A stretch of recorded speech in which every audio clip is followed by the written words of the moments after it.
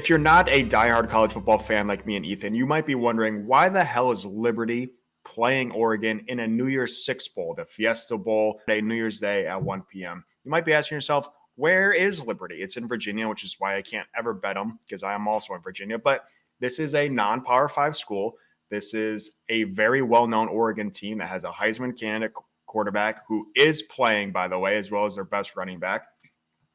And they are playing against a Liberty team. So the reason for this is they made a stupid rule, I think 2 or 3 years ago, that the best non-Power 5 team gets a New Year's Six-Day Bowl, and that just happens to be Liberty, who is number 23 in the country. They are undefeated, but they also play some terrible, terrible teams.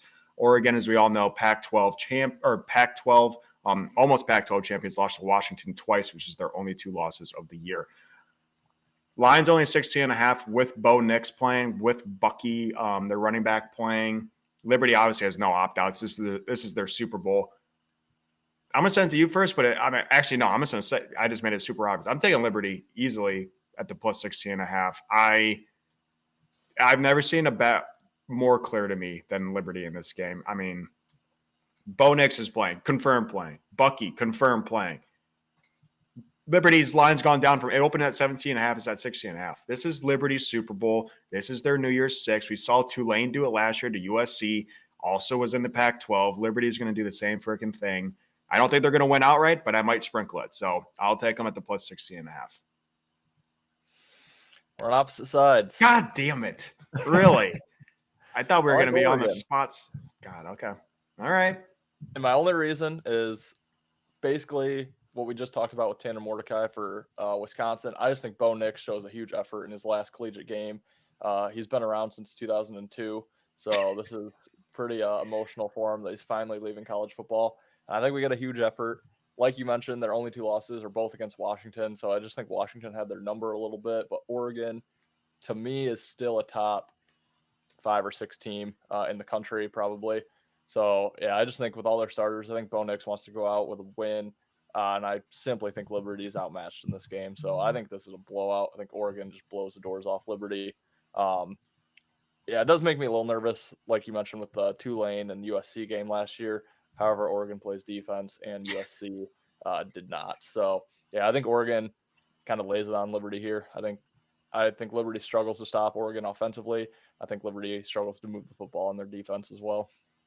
Did you know Joey Harrington and Bo Nix were actually in the same recruiting class? Crazy.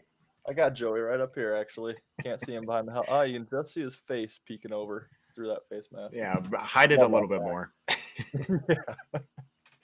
I do like the over. It's 66.5. I mean, I think this is going to be a high-scoring game. If Liberty wants to contend at all, they're going to have to score some points. And we all know Oregon can easily hang 68 points or whatever themselves. So I like the over. But, I really, for some reason, thought we were going to be on the same side. You are kind of an Oregon guy, though. A little bit of an Oregon guy. So maybe that's, I don't know. But you got both sides. So go ahead and pick your poison. If you want to, I think the over is a pretty safe play. If you want an excuse to bet an over, this is probably your excuse to do it. But good luck, guys. We'll have one more game before we get into the college football playoff preview. These are all on our YouTube page. Make sure you check those out. Like, subscribe, comment. We really appreciate it. And we will see you guys for the big boy games. Peace. You better start listening to the Better in Green podcast. You will not regret it. Trust me, trust me, trust me. And hey, I'm Dean Blandino. Welcome, welcome, welcome to Better in Green, eh? To Better in Green, eh? To Better in Green, eh? Listening and cash out. That's what it's all about. Come on, let's make cash now. We always on spot and we cover all spots from the bottom to the top. Hey, shout out to Ethan, shout out to Wyatt, shout out to Ben. Welcome, welcome to our podcast. Better in Green.